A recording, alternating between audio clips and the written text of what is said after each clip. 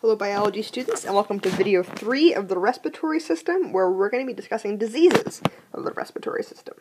So the first disease we're going to talk about is one you might have heard of before, and that's cystic fibrosis. So in all of our cells, there are these protein pumps that pump chlorine ions and sodium ions in and out of the cell. And normally, they're pumped out to the proper ratios so that the ion balance is correct in our cells. However, in a person with cystic fibrosis, they do not have the gene to make this correct protein pump. So therefore, they get a bunch of ions to build up in their cells. And this becomes an especially big problem in their lungs because now, so let me draw a lung here. So here's my lung. Okay, and imagine each of these is a cell. I know, beautiful drawing, right?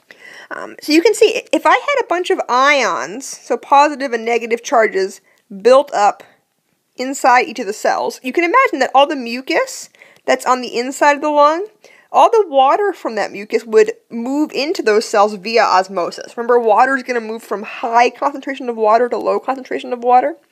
So basically what's going to happen is all that mucus that's lining the inside of your lungs becomes really thick and difficult to move because all the water left it. So this makes it very difficult for people with this disease to breathe. They very easily get infections. It's a pretty nasty disease. People usually don't live past their teens or early 20s if you have cystic fibrosis. Luckily, there are a lot of treatments today, especially in the realm of genetic engineering, but it's still a very, very nasty disease. The same thing happens in the pancreas as well. So this, you get too many ions in the pancreas.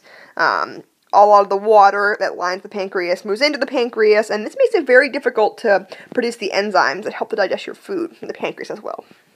So you can see the picture of the places that are affected by cystic fibrosis. So the lungs, all this mucus inside the lungs becomes very, very thick, and the same thing happens in the pancreas as well. So you can see here it says that this prevents digestive enzymes from leaving the pancreas and reaching the intestine. So that's a kind of non-respiratory system note on this disease as well.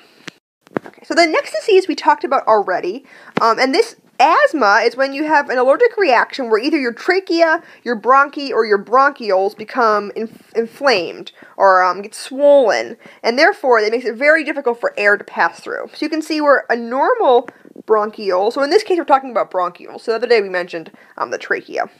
But you can see here, this is a normal bronchiole, a normal diameter, but when it gets swollen, you can see the diameter it becomes much, much smaller, which is much harder to pass air through that tube.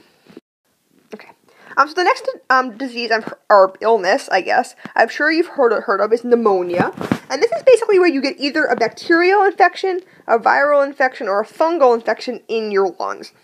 So basically what happens is your immune system kind of freaks out and is, trying to send lots of white blood cells to this infection to clear it up.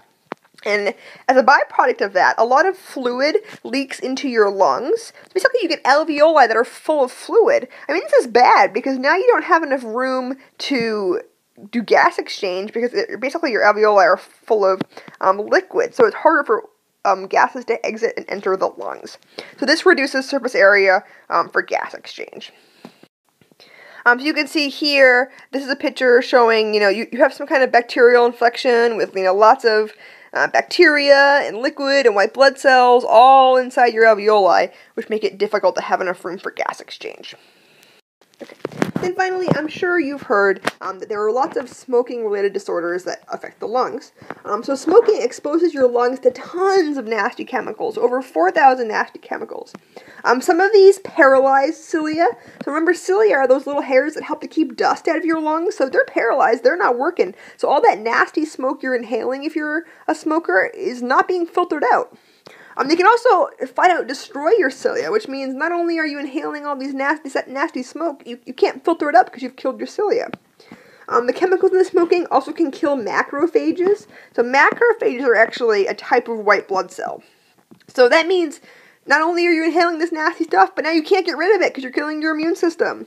And it also increases the amount of mucus in the air passageways, which, has a similar effect to cystic fibrosis. Too much mucus, hard to breathe.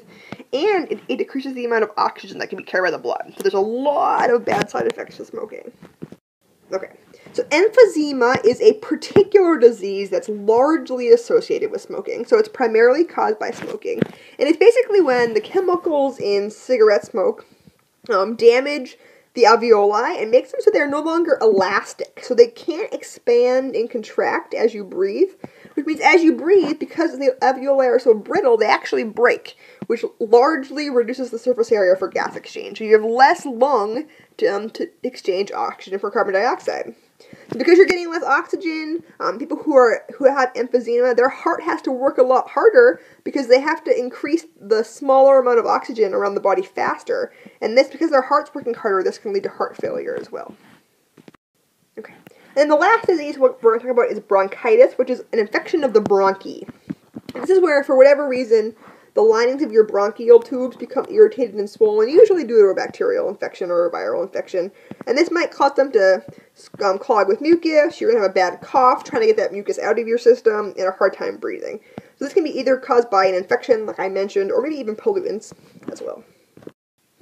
Then finally, the last disease often caused by smoking is lung cancer. And this would be where the carcinogens, the cancer-causing or mutant-causing agents in cigarette smoke can mutate the cells in your lungs, which can result in the formation of a tumor. And obviously, if you have a tumor in your lungs, those cells are no longer going to do their job. They're not going to be able to do gas exchange, so you have a lot less lung to do gas exchange. So you won't be able to, you won't be getting enough oxygen and stuff.